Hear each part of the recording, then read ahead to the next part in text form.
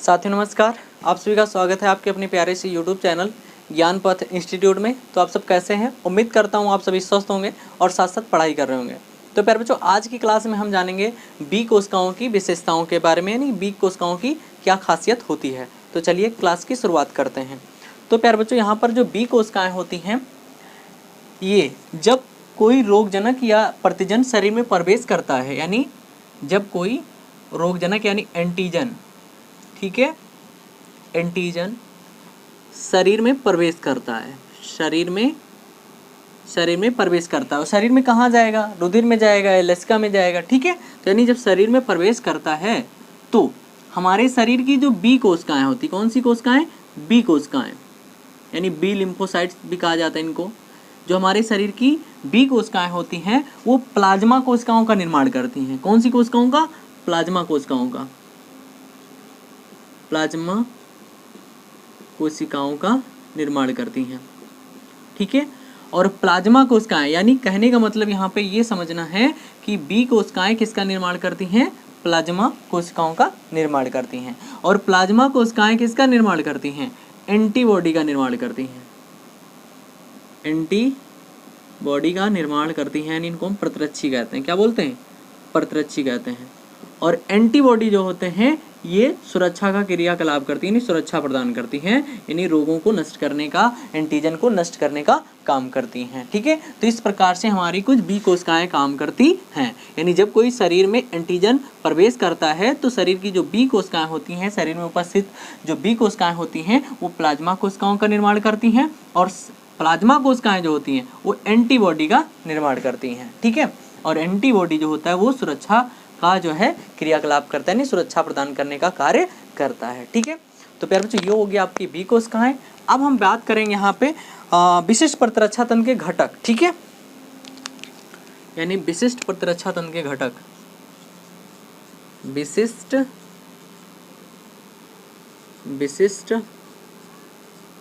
प्रतिरक्षा तंत्र के घटक, यानी ये जो हमारा विशिष्ट प्रतिरक्षा तंत्र होता है इसके कितने घटक होते हैं, यानी ये कितने स्तरों पर कार्य करता है।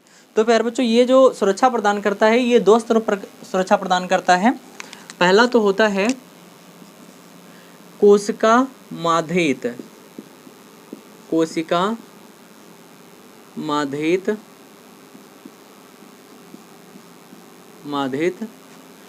कोशिका माध्यित प्रतिरक्षा तंत्र, ठीक है। कोशिका माध्यित प्रतिरक्षा तंत्र, ठीक है। इसको हम लोग शॉर्ट फॉर्म में क्या बोलते हैं? CMIS, ठीक है। सेलुलर, या हम लोग क्या बोल सकते हैं इसको? सेल मेडिएटेड इम्यून, ठीक है, सिस्टम, ठीक है, इम्यून सिस्टम बोल सकते हैं, ठीक है, CMIS, ठीक है। तो कोशिका माध्यित प्रतिरक्षा तंत्र। अब कोशिका माध्यित प्रतिरक्षा तंत्र, और दूसरा क्या होता है?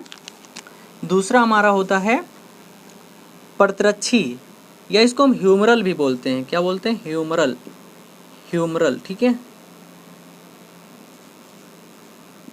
ह्यूमरल या प्रतिरक्षी बोल सकते हैं यहाँ पे भैया, प्रतिरक्षी माध्यित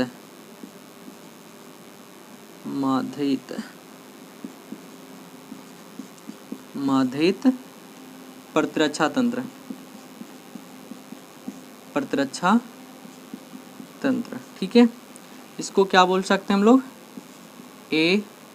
AMIS, यानी एंटीबॉडी मेडिएटेड इम्यूनो सिस्टम, यानी प्रतिरक्षी माध्यित प्रतिरक्षा तंत्र। अब कोशिका माध्यित प्रतिरक्षा तंत्र में क्या होता है? किसमें जो हमारा प्रतिरक्षा तंत्र होता है, इसमें जो हमारा प्रतिरक्षा तंत्र होता है उस प्रतिरक्षा तंत्र में विशिष्टीकृत कोशिकाएं होती हैं। क्या होती हैं? यानी कोशिका माध्यित प्रतिरक्षा तंत्र में क्या होता है कि विशिष्टीकृत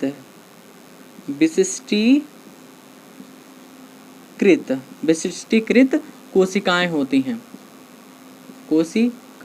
हैं, और ये कोशिकाएं जो होती हैं ये सुरक्षा प्रदान करती हैं। ये कोशिकाएं क्या करती हैं? सुरक्षा प्रदान करती हैं। ये आपको याद रखना है। यानी कोशिका माध्यित प्रतिरक्षा तंत्र में क्या होता है कि विशिष्टीकृत कोशिकाएं होती हैं जो सुरक्षा प्रदान करती हैं, जबकि ह्यूमरल या प्रतिरक्षी माध्यित प्रतिरक्षा तंत्र में क्या होता है कि इस प्रतिरक्षा में, यानी इस प्रकार की प्रतिरक्षा में क्या होता है, एंटीबॉडी का निर्माण होता है। किसका निर्माण होता है? एंटीबॉडी का निर्माण होता है। ये आपको याद ही रखना है, ठीक है। एंटीबॉडी का निर्माण, यानी यहाँ पे एंटीबॉडी का निर्माण होता है और वो एंटीबॉडी जो होती हैं वो सुरक्षा प्रदान करती हैं, यानी रोगों को नष्ट करने का काम करती हैं, ठीक है। तो ये बात आपको याद ही रखनी है। यानी हमारे शरीर में विशिष्ट प्रतिरक्षा तंत्र के कितने घटक होते हैं? 2 घटक होते हैं। एक तो कोशिका माध्यित प्रतिरक्षा तंत्र यानी CMIS, ठीक है, और दूसरा होता है ह्यूमरल या प्रतिरक्षी माध्यित प्रतिरक्षा तंत्र यानी AMIS, ठीक है। इसमें क्या होता है, इस प्रतिरक्षा में विशिष्ट प्रकार की कोशिकाएं होती हैं और वो कोशिकाएं जो होती हैं रोगजनकों को या एंटीजन को नष्ट करने का काम करती हैं, जबकि यानी जो प्रतिरक्षी माध्यित प्रतिरक्षा तंत्र होता है इसमें क्या होता है कि एंटीबॉडी का निर्माण होता है। यानी इसमें प्रतिरक्षा तंत्र जो होता है वो एंटीबॉडी का निर्माण करता है और वो एंटीबॉडी जो होती है वो सुरक्षा प्रदान करती है, ठीक है। तो ये बात आपको याद रखनी है, ठीक है। तो इसका स्क्रीनशॉट ले लीजिए, ठीक है। तो इस तरीके से ये हो गया पर जो एंटीबॉडी। अब हम जानेंगे कि जो है एंटीबॉडी क्या होता है। तो चलिए आगे सीखते हैं एंटीबॉडी। तो प्यारे बच्चों अब हम बात करेंगे एंटीबॉडी के बारे में, यानी प्रतिरक्षी के बारे में, ठीक है। तो प्यारे बच्चों प्रतिरक्षी क्या होता है, यानी किसी प्रतिजन की अनुक्रिया में, किसी प्रतिजन की अनुक्रिया का मतलब क्या होता है, जैसे मान लो कि कोई व्यक्ति आपको बिना किसी वजह के मार देता है तो आप कुछ ना कुछ तो रिएक्शन दोगे, ठीक है। तो आपके द्वारा जो रिएक्शन होता है, ठीक है, वही क्या होती है, अनुक्रिया होती है। तो प्यारे बच्चों यहाँ पर क्या है, किसी प्रतिजन की अनुक्रिया में, यानी जब कोई रोगाणु या रोगजनक शरीर में प्रवेश करता है तो क्या होता है, उस प्रतिजन की अनुक्रिया में उसके लिए कोई रिएक्शन देता है। कौन? हमारा प्रतिरक्षा तंत्र। क्या देता है? प्रतिरक्षा तंत्र। तो प्रतिरक्षा तंत्र करता क्या है, प्रतिरक्षा तंत्र जो है एक प्रकार की प्रोटीन निर्मित करता है और उस प्रोटीन का नाम क्या है, प्रतिरक्षी। क्या नाम है? प्रतिरक्षी, ठीक है। तो ये आपको याद रखना है, यानी किसी प्रतिजन की अनुक्रिया में शरीर के प्रतिरक्षा तंत्र द्वारा, क्योंकि शरीर में क्या होता है, प्रतिरक्षा तंत्र होता है जो रोगों से बचाता है। तो शरीर के प्रतिरक्षा तंत्र द्वारा जो निर्मित प्रोटीन होती है उसे हम लोग क्या बोलते हैं, प्रतिरक्षी कहते हैं या एंटीबॉडी कहते हैं। ये जो प्रतिरक्षी होती है इसका निर्माण किसके द्वारा होता है, तो प्लाज्मा कोशिकाओं के द्वारा होता है। किसके द्वारा होता है? प्लाज्मा कोशिकाओं के द्वारा होता है, क्योंकि इससे पहले हम लोगों ने पढ़ा है कि यानी जब कोई रोगजनक हमारे शरीर में प्रवेश करता है तो यानी जो बी लिम्फोसाइट्स होती हैं या बी कोशिकाएं होती हैं वो प्लाज्मा कोशिकाओं का निर्माण करती हैं, और प्लाज्मा कोशिकाएं जो होती हैं वो किसका निर्माण करती हैं, एंटीबॉडी का निर्माण करती हैं। तो यानी यहाँ पर जो प्रतिरक्षी होते हैं इनका निर्माण किसके द्वारा होता है, प्लाज्मा कोशिकाओं के द्वारा होता है। ये आपको याद ही रखना है कि एंटीबॉडी का निर्माण किसके द्वारा होता है, कौन सी कोशिका के द्वारा, प्लाज्मा कोशिकाओं के द्वारा होता है। अब रुधिर के प्लाज्मा में घुली हुई प्रतिरक्षी प्रोटीन्स को हम लोग बोलते हैं प्रतिरक्षा ग्लोब्यूलिन्स, या हम इम्यूनोग्लोब्यूलिन्स या आईजी कहते हैं। यानी जो प्रोटीन्स रुधिर के प्लाज्मा में घुली होती हैं, याद रखना है यहाँ पे, जो प्रोटीन्स रुधिर के प्लाज्मा में घुली होती हैं, क्योंकि प्लाज्मा यहाँ पर क्या है, रुधिर का ही भाग है, यानी तरल भाग है, ठीक है, जिसमें जो आपकी रुधिर कणिकाएं होती हैं वो प्रवाहित होती हैं, संचरित होती हैं। तो प्यारे बच्चों रुधिर के प्लाज्मा में घुली प्रतिरक्षी प्रोटीन्स क्या कहलाती हैं, प्रतिरक्षा ग्लोब्यूलिन्स कहलाती हैं, या इम्यूनोग्लोब्यूलिन्स या आईजी, शॉर्ट फॉर्म में इसको क्या कहा जाता है, आईजी कहा जाता है। तो यानी प्रतिरक्षा ग्लोब्यूलिन्स या इम्यूनोग्लोब्यूलिन्स कहलाती हैं, ठीक है। तो उम्मीद है समझ में आया होगा। अब हम बात करेंगे यहाँ पे प्रतिरक्षी की संरचना के बारे में, यानी किस प्रकार से एंटीबॉडी की संरचना होती है, यानी इसके अंदर कौन कौन से भाग होते हैं। तो प्यारे बच्चों यहाँ पर हमने आईजी की संरचना बना रखी है, ठीक है, यानी आपकी प्रतिरक्षी की संरचना, ठीक है, एंटीबॉडी की संरचना, ठीक है। अब यहाँ पे बात करेंगे क्या है, बताया गया प्रतिरक्षी अणु एक प्रकार की प्रोटीन होती है, यानी जो प्रतिरक्षी होता है, एंटीबॉडी जो होता है वो एक प्रकार का क्या होता है, प्रोटीन होता है। यानी प्रोटीन क्या होता है, ये जैविक अणु होते हैं जो शरीर में पाए जाते हैं, और जैविक, और यहाँ पे जो प्रोटीन होता है नियमता देखा जाए तो प्रोटीन का निर्माण अमीनो अम्ल से होता है। किससे होता है, अमीनो अम्ल से होता है, जिसको हम लोग जो है केमिस्ट्री में पढ़ते हैं, यानी जैव अणु के चैप्टर में, ठीक है। तो प्यारे बच्चों यहाँ पर इतना ही समझना है कि प्रतिरक्षी अणु एक प्रकार की क्या है, प्रोटीन है, ठीक है। और प्रोटीन का निर्माण किससे होता है, अमीनो अम्लों से होता है। तो प्यारे बच्चों प्रोटीन होती है, प्रत्येक प्रतिरक्षी अणु 4 पॉलीपेप्टाइड श्रृंखलाओं से बना होता है। मतलब जो एक प्रतिरक्षी अणु होता है उसमें 4 पॉलीपेप्टाइड श्रृंखलाएं होती हैं, 4 पॉलीपेप्टाइड श्रृंखला है। यहाँ पे देखो एक आईजी है, मतलब एक प्रतिरक्षी प्रोटीन है, ठीक है। तो प्यारे बच्चों यहाँ पर कितनी श्रृंखला है? 4 हैं, मतलब एक ये वाली और एक ये, 2 3 4, यानी 4 श्रृंखलाएं हैं। अब इन चारों श्रृंखलाओं में 2 छोटी श्रृंखलाएं हैं, मतलब एक ये और ये 2 छोटी श्रृंखलाएं हैं और ये बीच वाली जो 2 हैं ये बड़ी श्रृंखलाएं होती हैं। 4 जो है बड़ी श्रृंखलाएं होती हैं। अब यहाँ पे क्या बताएगा? 4 पॉलीपेप्टाइड श्रृंखलाएं, मतलब यहाँ पे जो अमीनो अम्ल होते हैं वो बहुत सारे अमीनो अम्ल मिलकर जो है पॉलीपेप्टाइड जो है आबंध का निर्माण करते हैं, इसलिए यहाँ पर बताया गया है क्या? पॉलीपेप्टाइड श्रृंखला, ठीक है। तो वहाँ पे बहुत सारे अमीनो अम्ल मिल करके पॉलीपेप्टाइड बंध द्वारा जुड़ जाते हैं और लंबी लंबी श्रृंखलाएं बनाते हैं, तो उसको बोला जाता है पॉलीपेप्टाइड श्रृंखलाएं। तो 4 पॉलीपेप्टाइड श्रृंखलाओं से बना होता है, मतलब प्रतिरक्षी जो अणु होता है कितने पॉलीपेप्टाइड श्रृंखलाओं से बना होता है? 4, ठीक है, यानी जिसमें 2 छोटी होती हैं और 2 बड़ी होती हैं। अब जो छोटी चैन होती है इनको लाइट चैन कहा जाता है और जो बड़ी चैन होती है इनको हेवी चैन कहा जाता है। क्या कहा जाता है? हेवी चैन कहा जाता है, ठीक है, ये आपको याद रखना है। यहाँ पे वही सारी चीज़ लिखी है। इनमें 2 हल्की श्रृंखलाएं होती हैं, यानी लाइट चैन होती हैं, जिनको हम यल से डिनोट करते हैं, तथा 2 भारी चैन होती हैं, यानी जो 2 बीच की चैन होती हैं ये भारी चैन होती है और साइड में जो 2 चैन होती हैं ये लाइट चैन होती है, मतलब हल्की चैन होती हैं।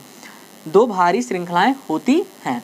ये चारों श्रृंखलाएं, मतलब ये चारों श्रृंखलाएं जो होती हैं ये डाई सल्फाइड बॉन्ड द्वारा, मतलब देखो यहाँ पे 2 श्रृंखलाएं हैं, इनके बीच में डाई सल्फाइड बंध है, यहाँ पे 2 श्रृंखलाएं हैं, डाई सल्फाइड बंध है, यहाँ पे 2 श्रृंखलाएं हैं, इनके बीच डाई सल्फाइड बंध होता है, यानी डाई सल्फाइड बंध द्वारा ये चारों श्रृंखलाएं आपस में जुड़ी होती हैं और वाई आकृति का निर्माण करती हैं। जब चारों श्रृंखलाएं आपस में जुड़ती हैं तो वाई आकृति का निर्माण करती हैं। अब देखने में तो लग ही रहा है ना कि वाई आकृति की है इनकी आकृति, ठीक है, तो वाई आकृति में ये जुड़ी होती हैं। और बताया गया प्रत्येक श्रृंखला में, मतलब हर एक श्रृंखला चाहे वो छोटी हो चाहे बड़ी हो, प्रत्येक श्रृंखला में एक स्थिर पोर्शन होता है, मतलब एक कांस्टेंट पोर्शन होता है। मतलब यहाँ पे दिखाई दे रहा होगा कि यहाँ पे जो हमने कलर नहीं किया है ये कौन सा भाग है? ये प्यारे बच्चों प्रतिरक्षी अणु का कांस्टेंट भाग है, कांस्टेंट पोर्शन है, मतलब स्थिर भाग है, इसमें कोई परिवर्तन नहीं होता है। लेकिन ऊपर वाला जो भाग है इसको हम लोग परिवर्तनशील भाग कहते हैं या वेरिएबल भाग कहा जाता है, यानी वेरिएबल पोर्शन कहा जाता है, ठीक है। तो ये बात याद रखना है। प्रत्येक श्रृंखला में एक स्थिर यानी कांस्टेंट तथा एक परिवर्ती भाग होता है, यानी वेरिएबल पोर्शन होता है। आईजी अणु में 2 भाग होते हैं, यानी आईजी अणु में 2 भाग होते हैं। ऊपरी भाग को फैब खंड तथा निचले भाग को एफसी खंड कहा जाता है। यानी ऊपरी भाग को हम लोग क्या कहते हैं? ऊपरी भाग को क्या कहते हैं? फैब खंड कहते हैं। क्या कहते हैं? फैब खंड कहते हैं। और निचले भाग, यानी यहाँ से देख पा रहे हैं, निचले भाग को हम एफसी खंड कहते हैं। क्या कहते हैं? एफसी खंड कहते हैं। फैब खंड एंटीजन से जुड़ता है, मतलब जो ऊपरी भाग होता है, क्योंकि ये परिवर्तनशील भाग होता है, तो ये किससे जुड़ता है? ये एंटीजन से जुड़ता है। किससे जुड़ता है? ये एंटीजन, जैसे यहाँ पे लिखा है ना, एंटीजन बाइंडिंग साइट, ठीक है। यानी ऊपरी भाग जो होता है ये परिवर्तनशील भाग, यानी पूछा जाता है, पेपर में पूछा जाता है कि एंटीबॉडी का कौन सा भाग जो होता है परिवर्तनशील होता है, तो फैब भाग, ठीक है, यानी फैब फ्रेगमेंट जो होता है परिवर्तनशील होता है, यहीं से एंटीजन जो होता है जुड़ता है, ठीक है, ऊपर वाले भाग से। और निचला भाग जो होता है ये कांस्टेंट होता है, मतलब इसमें कोई परिवर्तन नहीं होता है। और ये जो होता है यानी एफसी खंड जो होता है, यानी यहाँ से दिखाई दे रहा है, ये जो एफसी खंड होता है ये किससे जुड़ता है? विशिष्ट कोशिकाओं की, यानी विशिष्ट कोशिकाओं से जुड़ता है, यानी शरीर की विशिष्ट कोशिकाओं से जुड़ता है। तो ठीक है, तो इस प्रकार से हो गया प्यारे बच्चों क्या? प्रतिरक्षी की संरचना। यानी हमारा जो एंटीबॉडी होता है उसमें 4 पॉलीपेप्टाइड श्रृंखलाएं होती हैं जो आपस में डाइसल्फाइड बंध के द्वारा जुड़कर वाई आकृति का निर्माण करती हैं, ठीक है। यानी इस आईजी अणु में, यानी प्रतिरक्षी अणु में 2 भाग होते हैं, एक तो फैब फ्रेगमेंट और दूसरा होता है एफसी फ्रेगमेंट। फैब फ्रेगमेंट जो होता है वो कैसा होता है? परिवर्तनशील होता है, यानी बदलता रहता है, और जबकि एफसी जो फ्रेगमेंट होता है वो स्थिर रहता है, उसमें कोई परिवर्तन नहीं होता है। लेकिन यहाँ पे एंटीजन को जोड़ने का काम कौन करता है? मतलब इधर वाले भाग में, ये दोनों भागों में कौन जुड़ता है? एंटीजन, यानी रोगजनक जुड़ जाता है, और ये जो कांस्टेंट पोर्शन होता है नीचे वाला भाग ये जुड़ जाता है किससे? कोशिकाओं से। और इस प्रकार से जब ये इनको जोड़ लेता है तो हमारे शरीर की बहुत प्रतिरक्षा तंत्र कोशिकाएं होती है, जैसे भक्षी कोशिकाएं, वो आकर इनका रोगाणु का भक्षण कर लेती हैं, ठीक है। तो इस प्रकार से ये हो गया प्यारे बच्चों प्रतिरक्षी अणु, यानी जिसको हम लोग एंटीबॉडी कहते हैं। तो उम्मीद है आपको समझ में आया होगा, और अगर आपको ये वीडियो पसंद आया तो वीडियो को लाइक कीजिए, चैनल को सब्सक्राइब कीजिए।